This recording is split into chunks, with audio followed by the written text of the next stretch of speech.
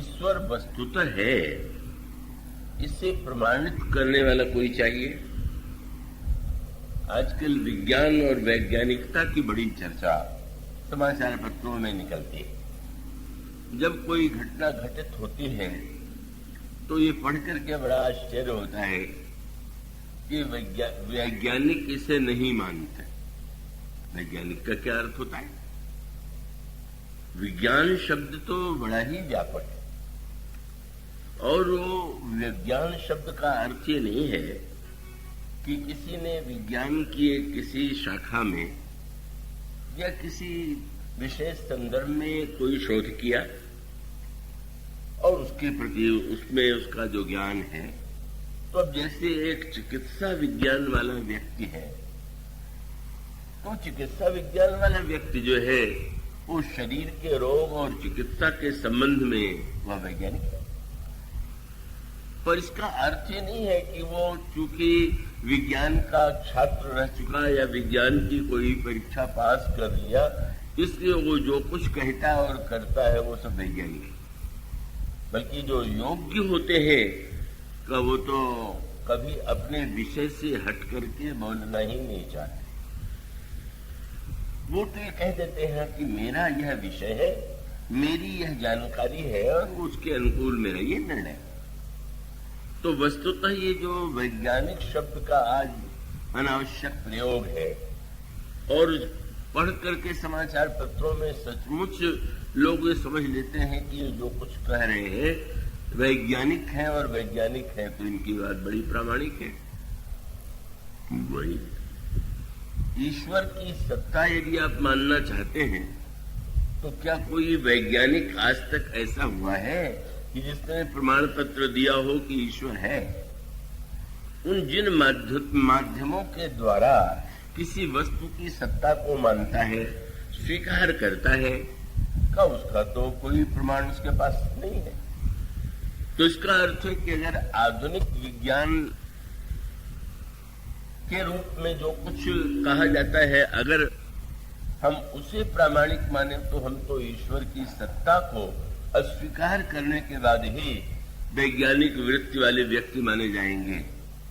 इसलिए वस्तुतः विज्ञान शब्द बड़ा व्यापक है। भगवान तो विज्ञान के द्वारा ही जाने जाते हैं।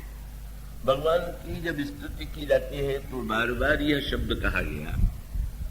भगवान के लिए आप पढ़ते हैं, ज्ञान गम्य जय रघुराई। हे प्रभु श्री रामभद्र, आप ज्ञान के द्वारा जाने जाते हैं। अनेक प्रसंगों में वेदांत वेद्यम विभुम, भगवान वस्तुतः ज्ञान के द्वारा ही जाने जाते हैं। विज्ञान के द्वारा ही उन ईश्वर के स्वरूप का भान होता है, और स्वयं भगवान जो है उनके लिए तो शब्द ही यही आता है, विज्ञान धामा उभो। भगवान राम लक्ष्मण क्या है? दोनों साक्षात विज्ञान के धाम। तो इसका अर्थ ये हुआ कि वस्तुतः जो वास्तविक वैज्ञानिक है वह तो इस विषय में बोलने की धृष्टता ही नहीं करेगा, क्योंकि वह उसका विषय नहीं है। उस विषय में उसने कोई शोध नहीं किया है, उस विषय में उसकी कोई साधना नहीं है, और ऐसी स्थिति में इससे बढ़कर के अवैज्ञानिक बात कुछ हो ही नहीं सकती है कि जो जिसका विषय नहीं है उसमें वह हस्तक्षेप करे या बोलने की धृष्टता करे। उसको सर्वदा अपनी ही सीमा में रह करके यदि वह बोलता है तो सच्चे अर्थों में उसे हम वैज्ञानिक वृत्ति कहेंगे। तो जो ईश्वर का विज्ञान है उसका वैज्ञानिक कौन है? विश्वविद्यालय में जो प्रमाण पत्र मिलता है उसके द्वारा ईश्वर विज्ञान का कोई संबंध नहीं, न उनका वो विषय। और तब जिन्हें हम संत कहते हैं, संत कौन है? कि जो वस्तुतः ईश्वर का जो विज्ञान है वो तो विज्ञान शब्द इसीलिए बार बार अनेक शाखाओं के लिए, जैसे जब कहते हैं कि ये इस विषय का विशेषज्ञ है, इस विषय का विशेषज्ञ है, तो ये जो अदृश्य सत्ता ईश्वर की है उसका वैज्ञानिक, और उस वैज्ञानिक को प्रयोग के रूप में स्वयं साकार करने वाला। साहब जी भी आप क्या करते हैं? औषधि कोई व्यक्ति बनाता है, पर बनाने के बाद आप विश्वास कर लेते हैं कि हाँ यह विषय का विशेषज्ञ है, इसने औषधि बनाई है, और आप रोग होने पर वो विश्वास पूर्वक ही तो दवा खा लेते हैं।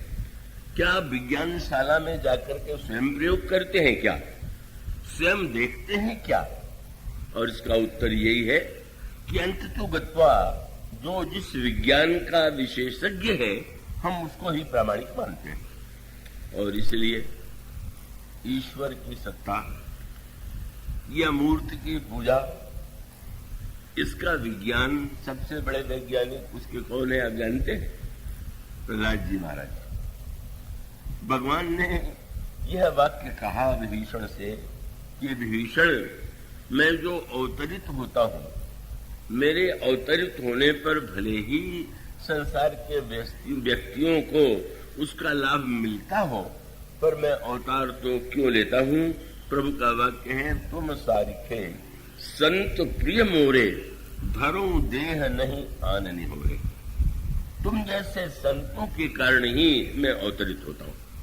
और इसको अनेक दृष्टांतों के द्वारा गोस्वामी जी ने स्पष्ट करने की चेष्टा की है, समझाने की चेष्टा की है। आज जैसे तर्क वितर्क विज्ञान के नाम पर होता है, गोस्वामी जी के समय भी ऐसी विकृतियां थी, ऐसी खंडनात्मक प्रवृत्ति वाले व्यक्ति थे कि जिन्होंने मूर्ति पूजा या इन वस्तुओं का विरोध किया, उन्होंने खंडन किया। और तब गोस्वामी जी ने जो एक बड़ा सार्थक उत्तर दिया, और उस सार्थक उत्तर में उन्होंने कुछ क्रम की ओर कुछ जो संकेत प्रस्तुत किए, तो उसको प्रहलाद के संदर्भ में, और उस संदर्भ में इसलिए भी वह बड़े महत्व की वस्तु है। श्री रामचरितमानस में प्रसंग आता है, श्री भरत चित्रकूट जा रहे, देवता बड़े चिंतित। क्यों? उन्हें ऐसा लगता है कि श्री राम तो मर्यादा पुरुषोत्तम हैं, पर जितने मर्यादा पुरुषोत्तम हैं उतने ही प्रेमिल स्वभाव के, स्नेही स्वभाव के। और भरत का जो प्रेम है वो तो अद्भुत है, द्वितीय। तो कहीं ऐसा न हो कि वो मर्यादा की रक्षा के लिए वन में तो चले गए, और श्री भरत यदि आग्रह करे कि आप लौट चलिए तो लौट जाए। और तब उन लोग वे सोचने लगे क्या किया जाना चाहिए, और उनको एक ही उपाय उनके ध्यान में आया कि कोई ऐसा उपाय किया जाए कि जिससे श्री भरत और श्री राम का मिलन न हो। भरत ही राम ही भेंट न हुई, किंतु उनका सौभाग्य था, और सौभाग्य यह था कि उन्होंने अपने विचार को क्रियान्वित नहीं किया। उन्होंने देखा अपने गुरुदेव बृहस्पति की ओर, इंद्र को और देवताओं को यह देख करके बड़ा आश्चर्य हुआ कि बृहस्पति जी के मुख पर चिंता का कोई चिन्ह दिखाई नहीं दिया। और तब इंद्र से नहीं रहा गया, और इंद्र ने कहा कि गुरुदेव आप चिंतित नहीं है, देखिए ना, यदि श्री भरत का श्री राम से मिलन हुआ और श्री भरत ने श्री राम से लौटने के लिए कह दिया, तो क्या आपको यह लगता है, क्या आपको ये प्रतीत होता है कि प्रभु मर्यादा के नाम पर अयोध्या नहीं लौटेंगे? क्या आपको ये नहीं लगता कि श्री भरत जो है कि बात मान करके प्रभु लौट जाएंगे? तो बृहस्पति जी ने कहा मेरे मन में तो कोई संदेह ही नहीं, अगर भरत कहेंगे तो तुरंत लौट जाएंगे। तो महाराज आप चिंतित नहीं क्यों है? और उन्होंने ये कहा कि आप सोचिए, भगवान ने हम लोगों के लिए अवतार दिया, बहुत सुंदर प्रसंग है, और हम लोगों का कार्य तभी संपन्न होगा जब रावण का वध होगा। तो श्री राम को वन जाने की योजना हमने बनाई कि जिससे वे वन में जाए और अंत में रावण का वध हो और देवताओं का संकट दूर हो। अब अगर श्री भरत भगवान के उद्देश्य में बाधक बन रहे हैं और वे श्री राम को लौटा ले आते हैं, तब तो फिर जो अवतार का उद्देश्य है वही पूरा हो जाएगा, अधूरा रह जाएगा। बृहस्पति को हंसी आ गई।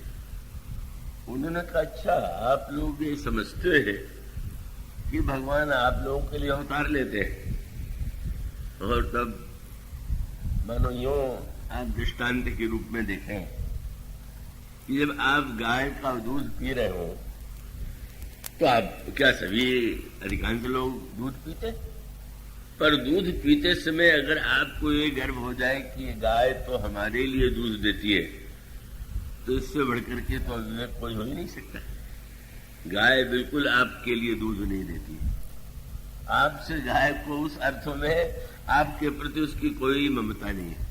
आपने देखा है कि गाय से दूध पाना हमारा स्वार्थ है, पर हमें ज्ञात है कि गाय का जो दूध है वो व्याप्त है, और उस व्याप्त दूध को पहले तो स्तन में आना चाहिए, और स्तन में आने के पश्चात फिर उसके बाद का वो दूध हमें प्राप्त होगा।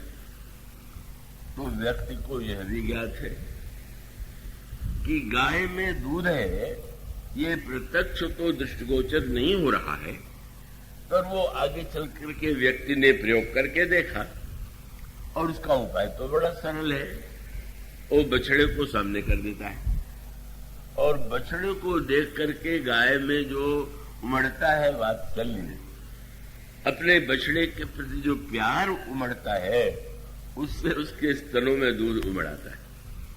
और तब आप पहले बछड़े को आगे कर देते।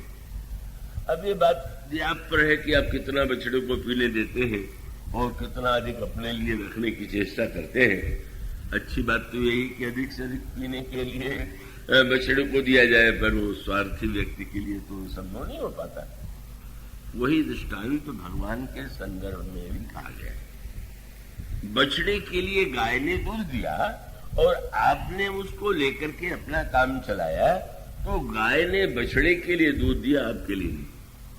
आपका काम चल गया है। इसी प्रकार से बृहस्पति ने देवताओं से कहा, अच्छा ये बताओ, तो रावण के का अत्याचार जो है कितने वर्षों से हो रहा है, तुम्हारे लिए भगवान को, अगर भगवान तुम्हारे प्रति इतने कृपालु होते तो जो ही रावण का अत्याचार प्रारंभ हुआ त्यों ही वो अवतार ले लेते।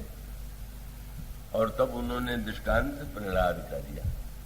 उन्होंने कहा मत भूलो सतयुग का इतिहास क्या, रावण के भी पहले सतयुग में हिरण्यकश्यपु का जन्म हुआ, और हिरण्यकश्यपु तो इतना महान प्रतापी था कि उसके ऐश्वर्य, उसकी शक्ति, उसकी सामर्थ्य जो का वर्णन जो किया गया है श्रीमद् भागवत में, वो तो अद्वितीय है। तो वस्तुतः हिरण्यकश्यपु तो रावण की अपेक्षा भी न जाने कितना अधिक से अधिक शक्ति में ऐसा वो दिव्य व्यक्ति था। अब उस हिरण्यकश्यपु ने सारे विश्व पर अधिकार कर लिया, स्वर्ग पर अधिकार कर लिया, और हिरण्यकश्यपु ने यह घोषणा की ईश्वर नहीं है। और उसके पीछे उसका ये दावा था कि तुम लोगों ने तो सुनकर के ईश्वर को मान लिया है, मैंने उसे खोजा है।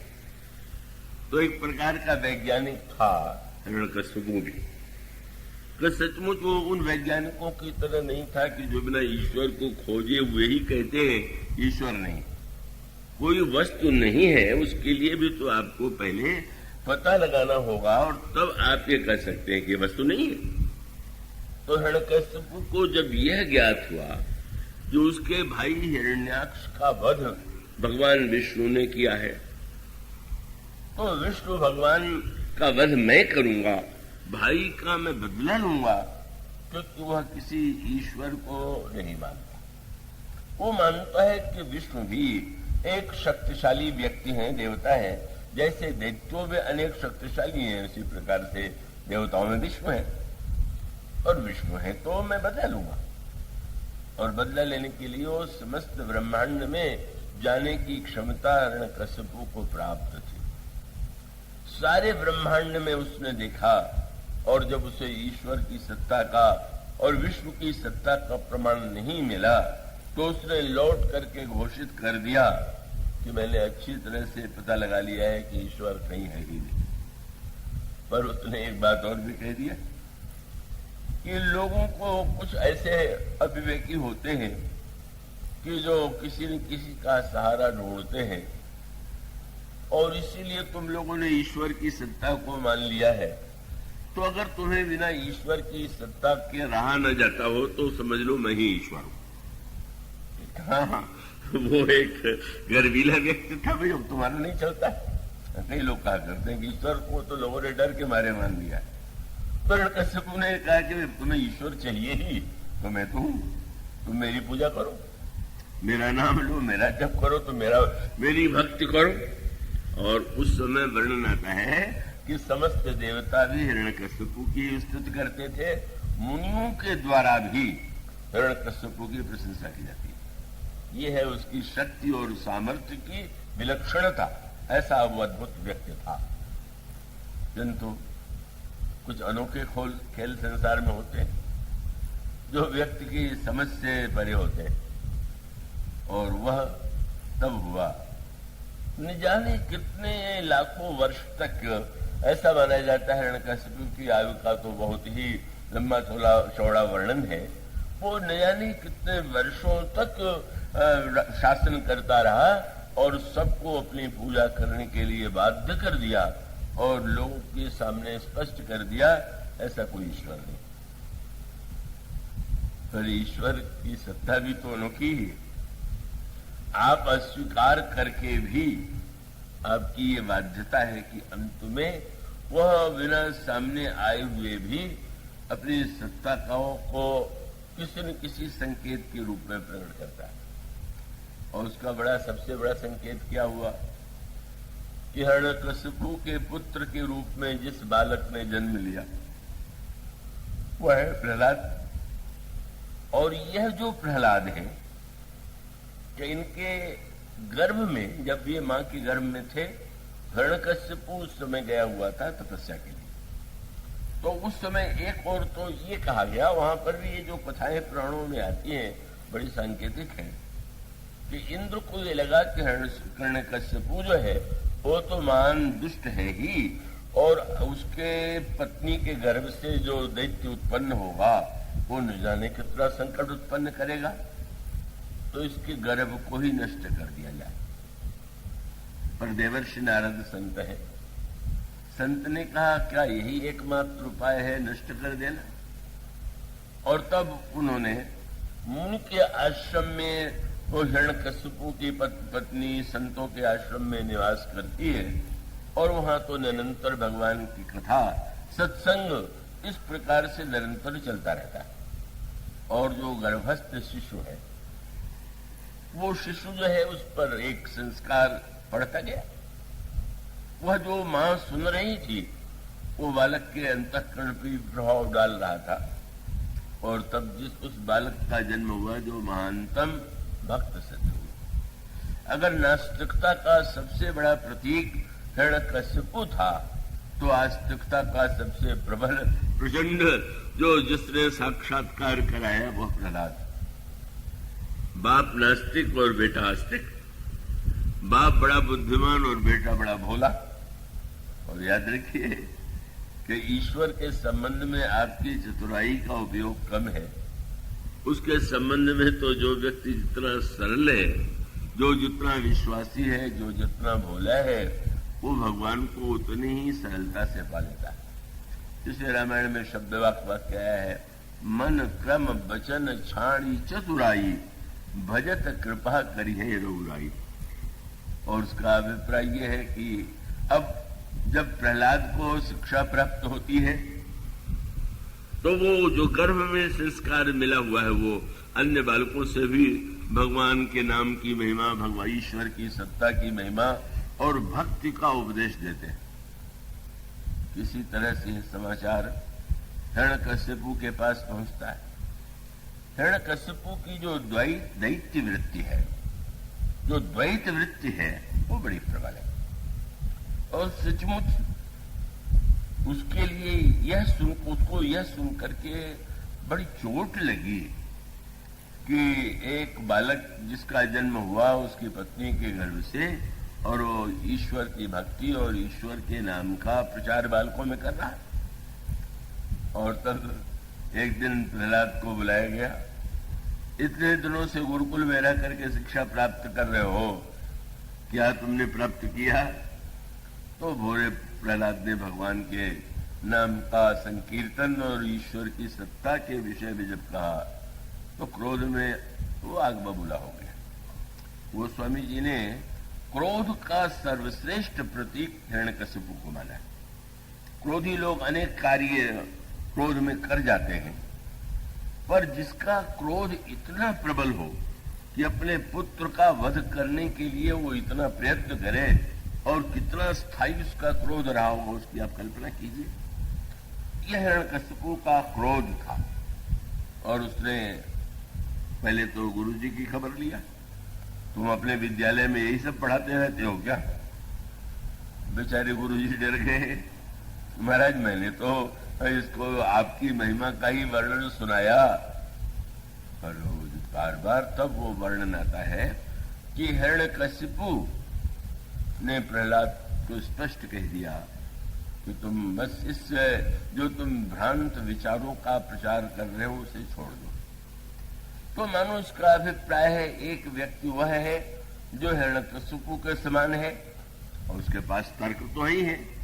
इसीलिए उसने जब देखा कि प्रहलाद किसी भी प्रकार से मानने के लिए प्रस्तुत नहीं है तो आदेश दे दिया कि इसको मार डालो। और मार, कृपया कोई बहुत वेदांत दर्शन नहीं हो रहा है, इसको सुन के मत सुनिए। बहुत कोई गंभीर बात आ जाए, एक आधे सज्जन सो रहे हैं, लेकिन मैं चाहता हूं कि वो भी क्यों वंचित रहे। तो उसका मानो संकेत यह था कि उसने कहा इसको मार डालो। इतना विरोधी ईश्वर और उसकी सत्ता का। और प्रहलाद को जब भी मारने की चेष्टा की गई तो वो प्रहलाद नहीं बच गए। अब आजकल तो थोड़ा सा चमत्कार हो जाए तो लोगों में विश्वास आ जाता है। जिसने इतनी चेष्टा की और नहीं मरा तो हिरण्यकशिपु को तुरंत विश्वास हो जाना चाहिए कि कोई ईश्वरीय सत्ता होगी कि जिसने इसको बचा लिया। लेकिन वो तो व्यंग में किसी ने कहा, एक बार आस्तिक नास्तिक में विवाद हुआ तो किसी ने आस्तिक ने कहा कि अगर कोई इस छत से कूद जाए और बच जाए तो आप ईश्वर की सत्ता को मान लेंगे? तो नहीं, इसको तो हम एक संजोग मान लेंगे कि बच गया। क्या हुआ? का दूसरी बार अगर फिर कूदे फिर बच जाए तो हम समझेंगे कि इसका अभ्यास अच्छा। कहा नहीं अच्छा, तीसरी बार कूदे बच जाए तो बोले भाग्य अच्छा हो। माने जो व्यक्ति एक बार अस्तित्व के विरुद्ध तर्क ढूंढना चाहे तो तर्कों की तो कमी नहीं है। आप किसी वस्तु को अस्वीकार करना चाहें तो अस्वीकार करने के लिए सबसे सरल मार्ग अस्वीकृति, क्योंकि इसमें आपको काटना है।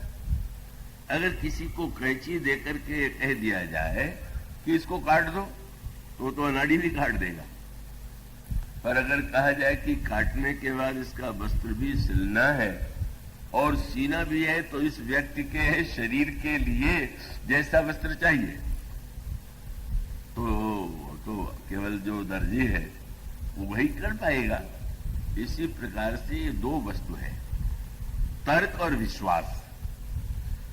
कैंची क्या है? तर्क। ये जो तर्क शब्द बना है वो कर्त को ही, एक हमारे यहाँ व्याकरण और संस्कृत साहित्य में नैरुक्त प्रक्रिया है, उसमें शब्दों को थोड़ा भिन्न रूप दे करके नाम दिया जाता है। जैसे सिंह है तो अब उस सिंह के लिए नैरुक्त व्युत्पत्ति यह है कि हिंस से सिंह को, हिंस को ही सिंह का रूप दे दिया गया। हिंस माने जो कठोर है, हिंसा युक्त है, तो सिंह में जो हिंसा की प्रवृत्ति है तो उसका नाम सिंह हो गया। तर्क, ये जो कर्त है, कर्त कैंची को संस्कृत में कर्त कहते हैं, तो कर्त है उसी के द्वारा तर्क शब्द बना दिया गया है। तर्क काटता है और काटना आवश्यक भी है। काटना कोई दोष नहीं है, काटना कोई अवगुण है, ऐसा नहीं है। लेकिन अगर केवल काटना काटने के लिए ही हो जाए तो या तो कपड़े का सत्यानाश कर देगा, किसी की जेब काट करके उसका ही बोझ हल्का कर देगा। और उसका अर्थ है कि देखिए ना, दर्जी पहले काटता है और काटने के बाद फिर सीता है। तर्क के द्वारा आप काटिए, बुद्धि के द्वारा, पर विश्वास के द्वारा सीना भी तो सीखिए, जोड़ना भी तो सीखिए। अब उस वस्त्र का उपयोग तो तभी होगा ना कि जब काटने के बाद वह कलापूर्ण ढंग से कैसा सुंदर जोड़ देता है कि वो व्यक्ति प्रसन्न होता है उसको धारण करके। तो ये तर्क और विश्वास एक दूसरे के अगर विरोधी होंगे तो अकल्याणकारी होंगे, और तर्क और विश्वास यदि एक दूसरे के पूरक होंगे तो कल्याणकारी होंगे। इसी का संकेत भगवान शंकर और सती जी के चरित्र में और भगवान शंकर और पार्वती जी के चरित्र में दृष्टिगोचर होता है।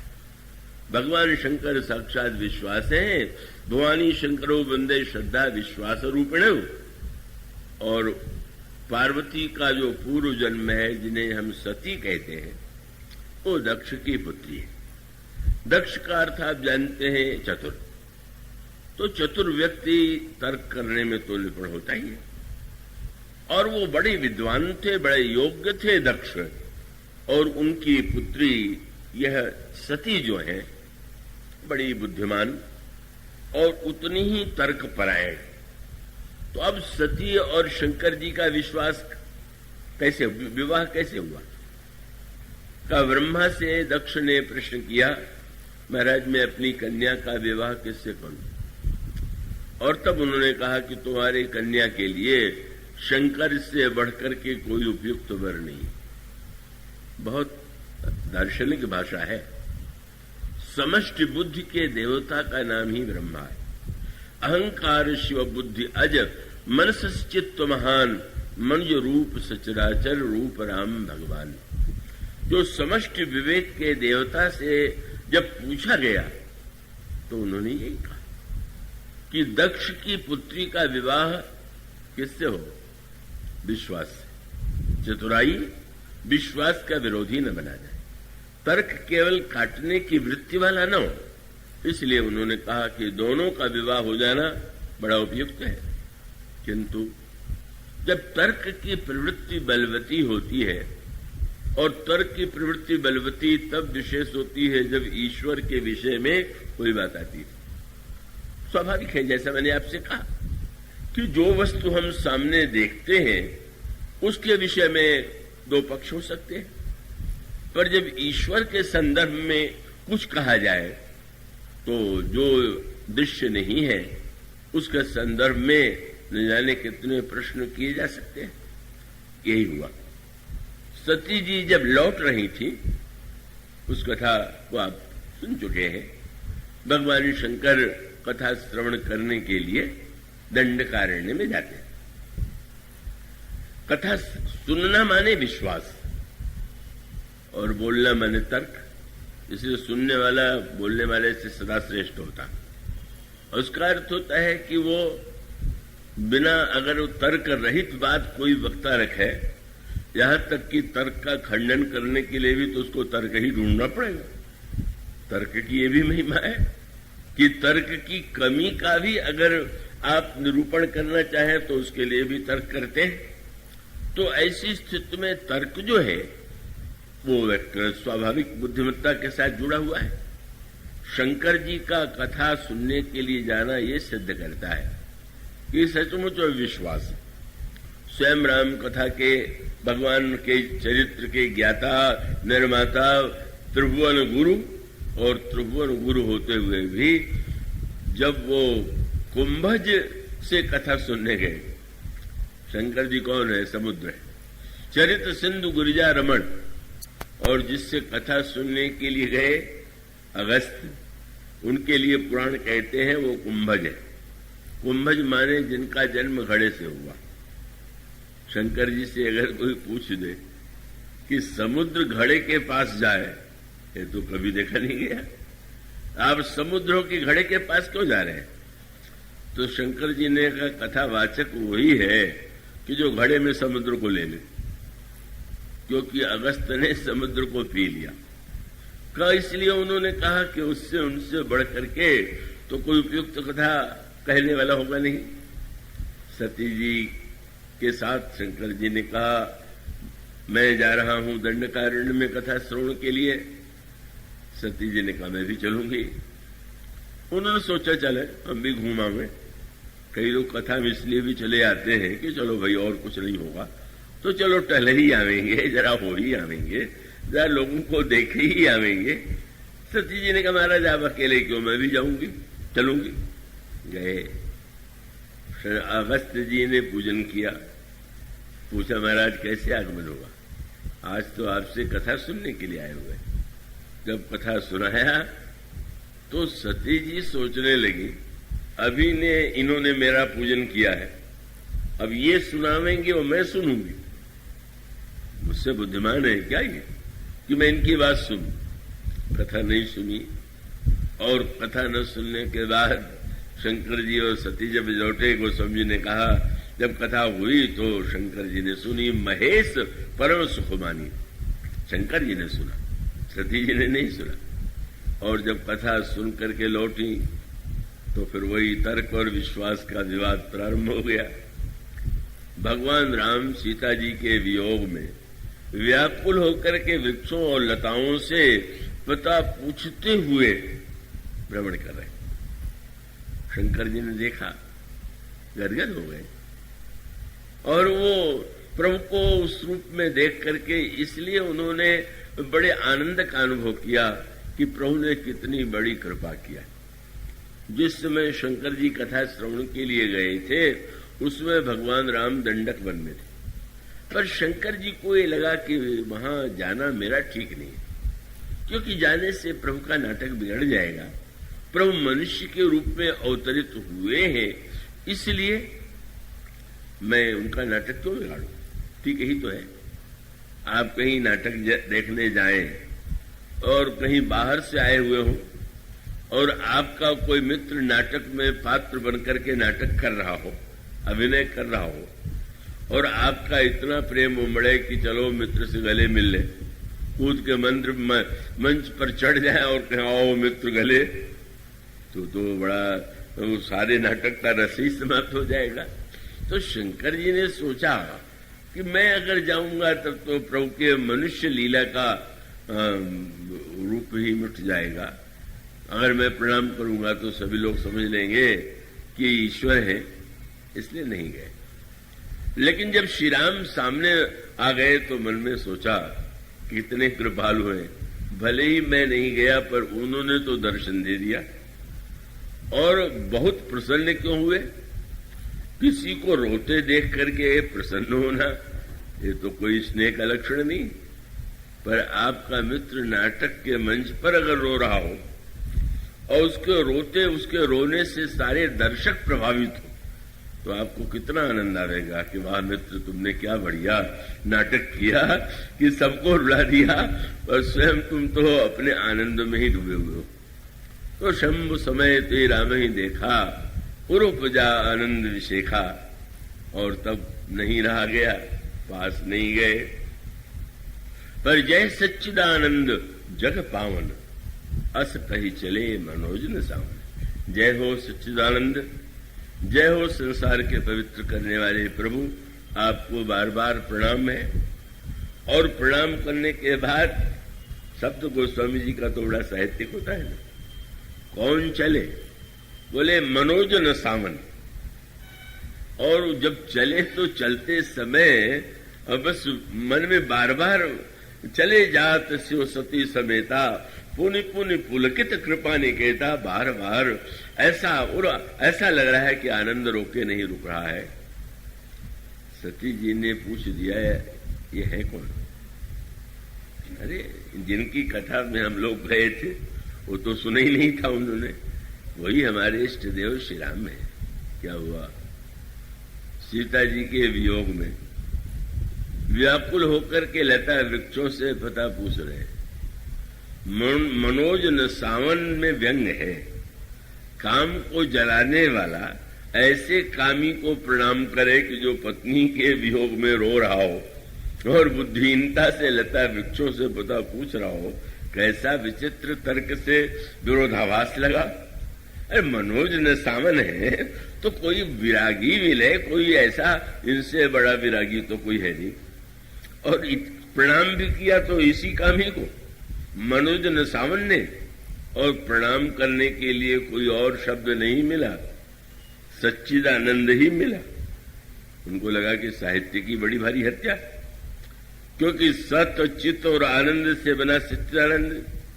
क्या घटना हुई, शंकर जी ने कहा कि माया मृग लेकर के रावण आया और सीता जी के कहने पर श्री राम उसके पीछे भागे। सती जी ने सोचा, जो माया के पीछे भागे वो सत हो सकता है क्या? किस काम का वो सत? दूसरा शब्द चित्त, बोले जो इतना जड़ हो जाए कि लता वृक्षों से पता पूछे, वो चैतन्य है कि महाजड़ है? और जो इतना रो रहा है उसको आनंद कहना है तो सर्वनाश ही कर दिया इन्होंने।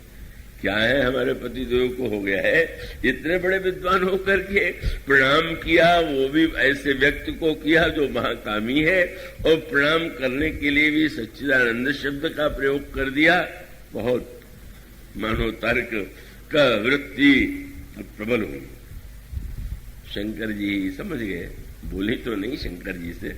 प्रारंभ में थोड़ा संकोच रहा, लेकिन शंकर जी ने यही कहा कि क्यों संशय आप करती हैं?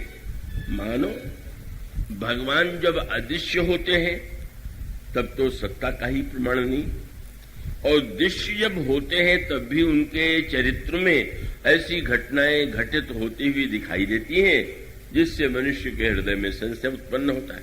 ये दोनों समस्या है, अदृश्य रहे तो समस्या और दृश्य बनकर के अवतार ले तो समस्या, और यही हुआ यहां पर। और उन्होंने ये सोचा कि ब्रह्म, ये उनका तर्क था, ब्रह्म जो व्यापक विरज अज अकल अनीह अभेद सो की देह धरी होई नर जाहि न जानत वेद। यदि विष्णु के अवतार है तो विष्णु जो सुरहित नर तनुधारी सो सर्वज्ञ जथा त्रिपुरारी खोजई सो की अज्ञ बनारी ज्ञान धाम श्रीपति सुरारी संभ बचन पुण्य मृषान होई शिव सर्वज्ञ जान सब कोई। तर्क वितर्क संशय का एक अंतःकरण में वो चल रहा है, चक्र चल रहा है, समझाने से समझ में नहीं आया। मानो मूल सूत्र यह था कि अगर सती जी यह समझती होती कि भले ही मेरी दृष्टि में तर्क से ये सिद्ध नहीं हो रहा है, पर भगवान भूत भावन शिव के ऊपर तो उनका विश्वास है, सर्वज्ञ है, शिव है, विश्व वंद्य है, अगर वे कह रहे हैं, बस यही मूल तत्व है। गुरु या संत की महिमा का संकेत यही है, जब उसका संकेत यह है कि जिस विषय में एक रोग होने पर आपको औषधि की आवश्यकता होती है तो आप वैद्य पर विश्वास कर लेते हैं, रोग होने पर आपको आवश्यकता होती है आप डॉक्टर पर विश्वास कर लेते हैं, आप ये मान लेते हैं कि इसने इस विषय की खोज किया या पढ़ा या वो सुना, इसलिए हम ठीक है कह रहे हैं तो हम इनकी औषधि खा लेते हैं। अगर ये समझ लेती कि शंकर जी कह रहे हैं तो निश्चित ही ठीक होगा, पर वो तर्क वृत्ति जब इतनी प्रबल हुई तो उनको यही लगा कि भले ही ये वंदनीय है, पर तर्क के विरुद्ध मैं किसी को कैसे मान लूं। तर्क करने वालों का एक ही तर्क विशेष होता है कि कोई कुछ भी क्यों न कहे, पर जो तर्क के विरुद्ध है उसको क्यों ग्रहण करना चाहिए, उसे क्यों मानना चाहिए, और उसकी फिर एक लंबी का, क्योंकि ईश्वर के संदर्भ का मूल तत्व यही है कि है जो अदृश्य सत्ता के रूप में ईश्वर है का उसके कार्य लौकिक नियमों की सीमा में भी होते हैं और लौकिक नियमों की सीमा से परे भी होते हैं। प्रकृति के अपने नियम हैं और प्रकृति के नियम के अनुकूल सृष्टि चल रही है, यह तो स्पष्ट ही है, पर ईश्वर का अभिप्राय यह है कि प्रकृति के नियम से होने के प्रकृति के द्वारा वह संचालित नहीं है, अपितु प्रकृति के का वह संचालक है, और इसलिए वह प्रकृति पार प्रभु सब उर्वासी। आप समस्त संसार के प्राणियों के हृदय में रहते हुए भी आप प्रकृति में दिखाई भले ही दें, पर आप प्रकृति से परे भी। तो प्रकृति के जो नियम है वह पूरी तरह से ईश्वर में घटित कभी नहीं होते, हो सकते ही नहीं, और वो जिस समय घटित पूरी तरह हो जाएंगे उसी समय ईश्वर ससीम हो जाएगा। उसकी असीमता या अनिर्वचनीयता का कोई प्रश्न ही नहीं। जब ये कहा जाता है कि ईश्वर अनिर्वचनीय है, का उसका स्वरूप अनिर्वचनीय है, तो अनिर्वचनीय का अभिप्राय यह है कि जहां पर एक सूत्र आ जाता है कि जहां पर शब्द यह कहा गया, राम अतर्क बुद्धिमन बानी मत हमार अस सुनो भवानी। मानो संसार के विषय में तर्क का प्रयोग करना उपयुक्त हो सकता है, पर ईश्वर तो तर्क से परे है, अतर्क है। का मानो तर्क जहां पर अपनी सीमा को जान ले, इससे बढ़कर के तर्क और बुद्धिमत्ता का कोई सदुपयोग नहीं होगा कि तर्क और बुद्धिमत्ता के द्वारा व्यक्ति यही न जान ले कि मैं कितना जानता हूं, अपितु ये जान ले कि मैं कितना नहीं जानता हूं। ये जो लोग बहुत बोलते हैं वो इसीलिए कि वे इतना ही दिखाने की चेष्टा करते हैं कि हम इतना जानते हैं। उन्हें यह पता ही नहीं कि आप कितना कम जानते हैं, कितना नहीं जानते हैं, कितना अल्प जानते हैं। इस असीम ब्रह्मांड में ही कितना व्यक्ति का ज्ञान का सीमित है कि वह उस असीम ब्रह्मांड, उसकी रचना, उसकी अलौकिकता, उसको वो तर्क के द्वारा या किसी यंत्र के द्वारा प्रमाणित कर पाने में सर्वथा असमर्थ है। इस सत्य का अनुभव करने के बाद यह नहीं है कि तर्क का महत्व नहीं है। इसलिए रामायण में एक संकेत मिलता है, भगवान को देखने के लिए जो प्रत्यक्ष को मुख्य प्रमाण मानते हैं, उस संदर्भ में सती का भी चरित्र है। सती तार्किक हैं, दक्ष की बेटी हैं।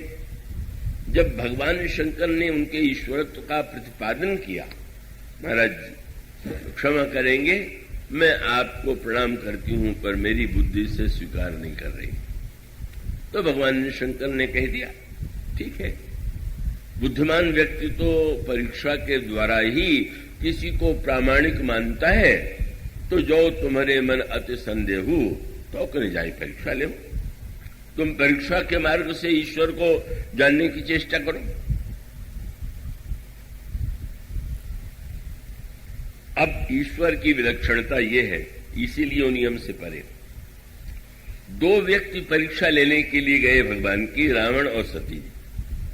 रावण के अंतःकरण में भी प्रश्न आया कि क्या राम मनुष्य है या ईश्वर है। उसने भी निर्णय किया कि हम परीक्षा लेंगे। और सती के अंतःकरण में भी ये प्रश्न है कि मनुष्य है कि ईश्वर है। अब कठिनाई है कि दोनों के सामने ईश्वर ने अपने को अलग अलग रूपों में प्रकट किया।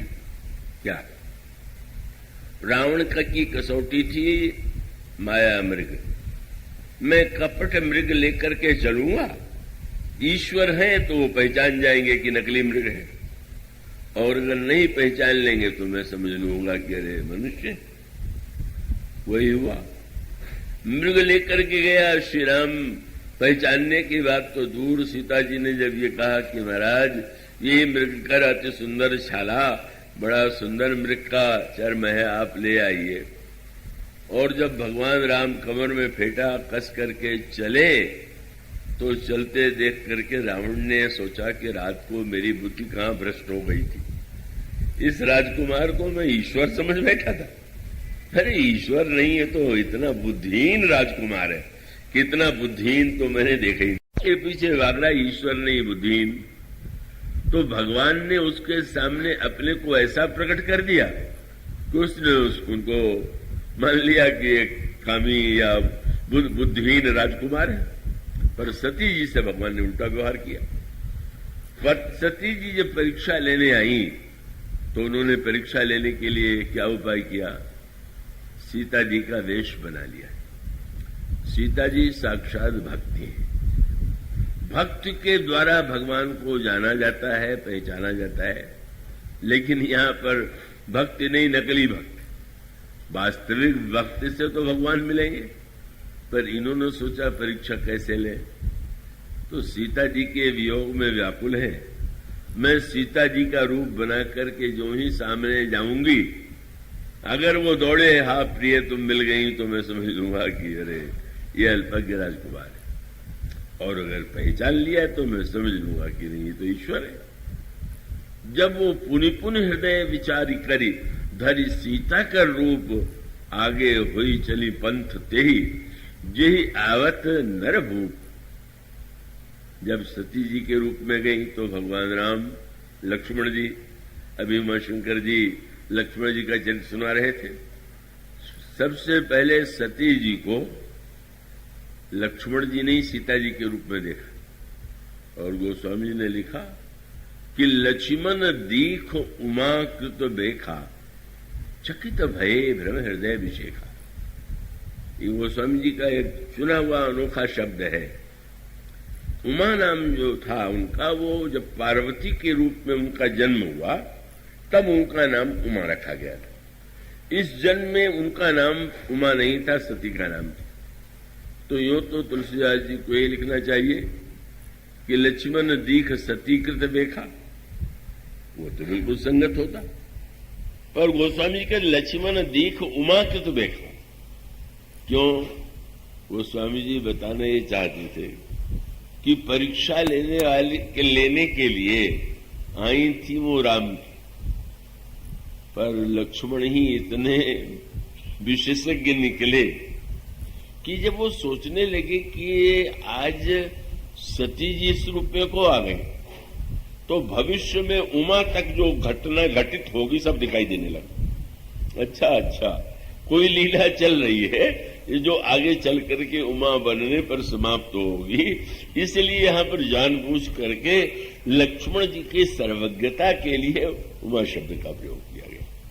लक्ष्मण दीख उमा कृत वेशात, सोचने लगे, लेकिन सोच रहे तो ना मैं कुछ नहीं बोलूंगा। श्री राम से भी उन्होंने नहीं कहा महाराज ये क्या कर रही है सती, कुछ नहीं, कहीं न सकत कछु अति गंभीरा।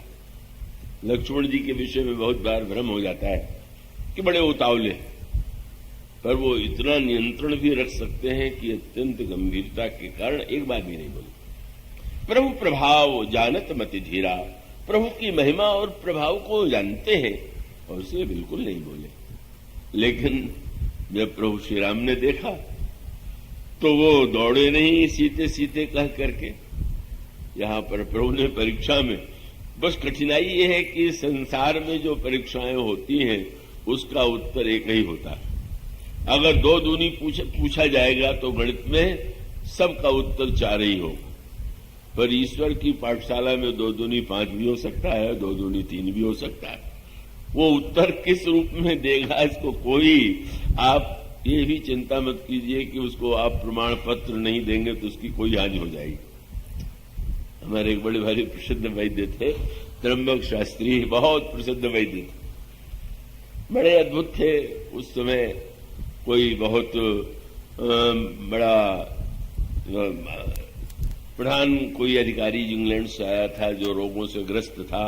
इंग्लैंड में स्वस्थ नहीं हो पाए, भारत में आए थे, तो किसी ने कहा कि अब एलोपैथी से नहीं तो एक बड़े वैद्य प्रसिद्ध हैं, तो उनकी दवा लेकर के देखो। नहीं था तो चलो, फिर भी जब वैद्य जी ने दवा दी और वो कुछ दिनों में अच्छे हो गए, तो जो उस वहां पर वाराणसी का सिविल सर्जन था वो उनको देख रहा था नित्य, और उसने अंतिम दिन त्र्यंबक शास्त्री से कहा बड़ा प्रसन्न मन से कि मैं तुम्हें प्रमाण पत्र लिख करके दे रहा हूं कि तुम महान वैद्य हो। उसने लिख करके दिया तो शास्त्री ने उसी सामने फाड़ के फेंक दिया, तू इतना बड़ा मूर्ख मुझे प्रमाण पत्र देगा? जो तू रोग समझ नहीं पाया, दवा कर नहीं पाया, मैं तेरे प्रमाण पत्र को दूसरों को दिखाऊंगा। इसका अर्थ ये हुआ कि उनको प्रमाण पत्र आपको नाप, त्र्यंबक शास्त्री ईश्वर को आप कहें कि नहीं है, आप प्रमाण पत्र देने, आप ईश्वर को मानने के लिए भी अगर इन वैज्ञानिकों के चक्कर में पड़ेंगे कि आप प्रमाण पत्र दे दीजिए कि ईश्वर है, तब हम मानेंगे तो बुद्धिवादी और वैज्ञानिक, और अगर उसके बिना मान लेंगे तो बड़ा वैज्ञानिक दृष्टिकोण हो जाएगा। तब तो आप ईश्वर से वंचित ही रह जाएंगे। ईश्वर जो है वो तो क्या, उसको तो किसी प्रमाण की अपेक्षा नहीं। रावण के सामने नहीं स्वीकार किया, तुम समझ लो चाहे जो समझना हो, पर बड़े दयालु भी हैं। अच्छा शंकर जी की पत्नी है, आई हुई है तो थोड़ा दिखाई दे। आपने तुरंत जोरि पानि प्रभु कीन प्रणामू, पिता समेत लीन निज नामू, कहो बहोरी कहाँ वृष केतु, विपिन अकेल फिरहु के हेतु। मैं दशरथ का पुत्र राम आपको प्रणाम करता हूं। देवी, भगवान शंकर कहाँ हैं और आप वन में अकेले क्यों भटक रही?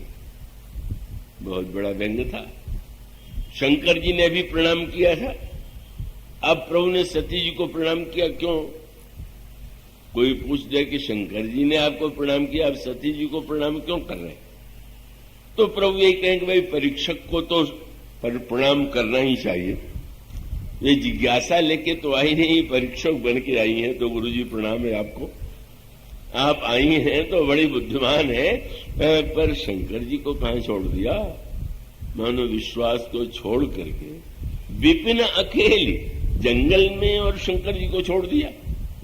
जंगल संशय है, संशय विपिन अनल सुररंजन। बोले आप वैसे भी नगर में भी शंकर जी का साथ नहीं छोड़ना चाहिए, पर जहां संशय का बन है वही विश्वास को आपने छोड़ दिया। बस बेचारी सती जी तो बस इतनी व्याकुल हुई, लौटने लगी प्रणाम करके। जब लौटने लगी तो प्रभु ने सोचा थोड़ा सा और भी वाही गई है, तो प्रभु निज प्रभाव कछु प्रगति जनावा।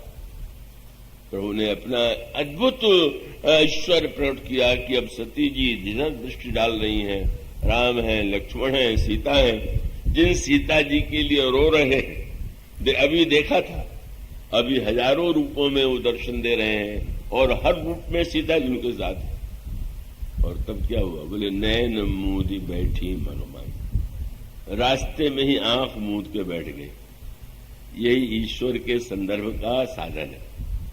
जब आप दृष्टि के द्वारा उसे देखना चाहेंगे, प्रमाणित करना चाहेंगे, तर्क के बाद जब आप आंखें मूंद लेंगे, महाराज मेरी तर्क की दृष्टि की सीमाएं समाप्त हो गई, और दृष्टि की सीमा समाप्त हो गई तो अब तो आप स्वयं केवल अपना रूप ही नहीं, आप अपने रूप को देखने की दृष्टि भी हमें दीजिए।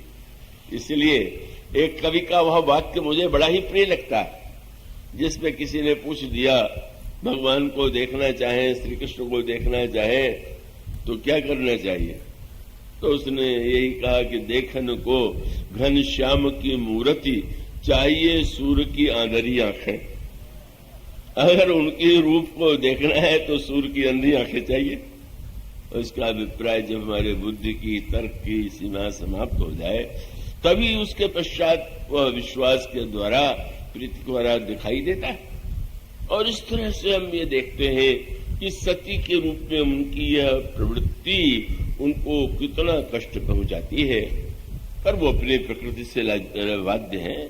और अंततो गत्वा जब वो हिमालय की पुत्री के रूप में जन्म लेती हैं, जब वो तार्किक हैं, पर तार्किक होते हुए भी उनके अंतःकरण में श्रद्धा है, और श्रद्धा युक्त अंतःकरण से जब वो भगवान से कथा सुनाने के लिए कहती हैं, तो फिर वही तर्क उन्होंने दोहराया कि महाराज वो निर्गुण निराकार साकार कैसे हो।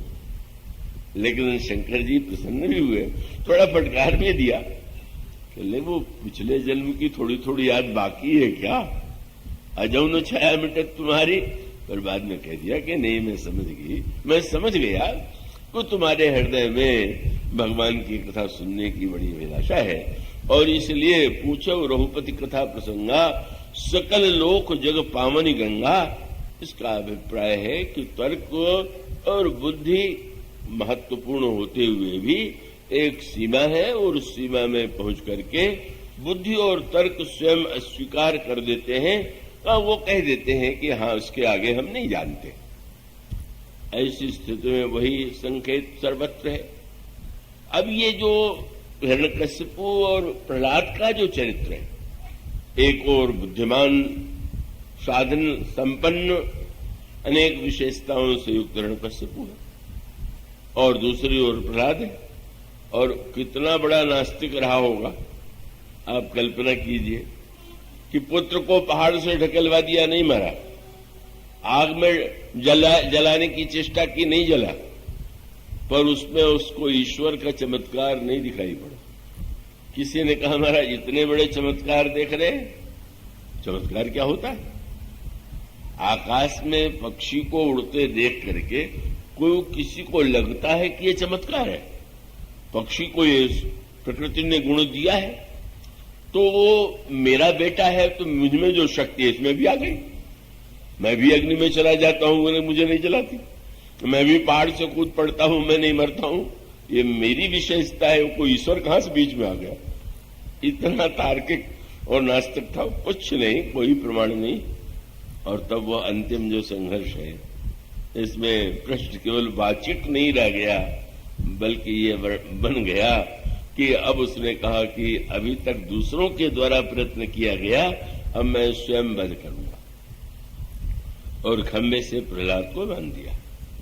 और बांधने के बाद उसने यही प्रश्न किया, ईश्वर तेरा है कहां? जिस ईश्वर की तू दुहाई दे रहा है, तो उन्होंने यही कहा कि वो तो सर्वत्र है। और हंसी आ गई। अच्छा, सर्वत्र है, इसीलिए खंभे से मैं बांध रहा हूं, तो उसने रोकने की चेष्टा नहीं किया। अरे पागल, कुछ नहीं है। कहां है वो ईश्वर?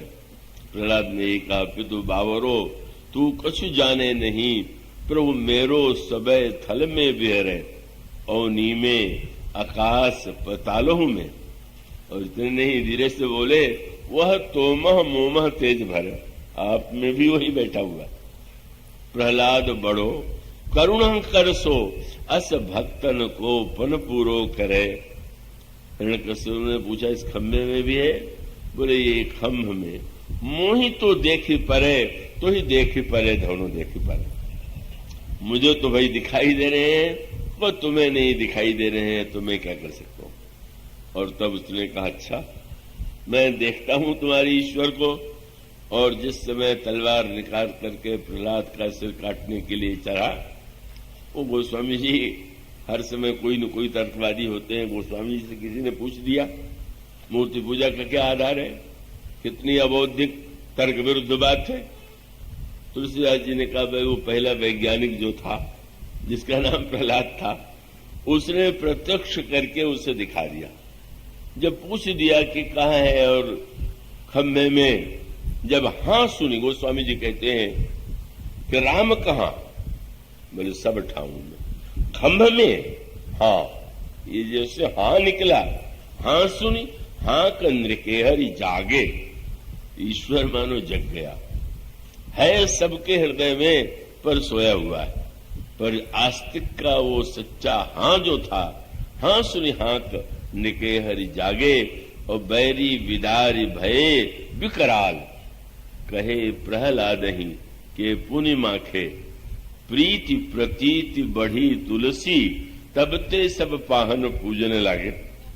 एक भक्त ने पत्थर से प्रकट करके दिखा दिया, तो लोगों ने कहा, भाई तो हमारे वैज्ञानिक तो प्रहलाद हैं, ये डिग्रीधारी जो केवल लिखते रहते हैं, वो तो हमारे लिए कोई वैज्ञानिक नहीं है, उनके विज्ञान का तो कोई अर्थ ही नहीं है। और यह विज्ञान तो संतों का विज्ञान है, जो उसी जीवन में उसी की खोज में लगा हुआ है, जिसने पा लिया है, जिसका उसका परिचय है, वह संत ही जो है।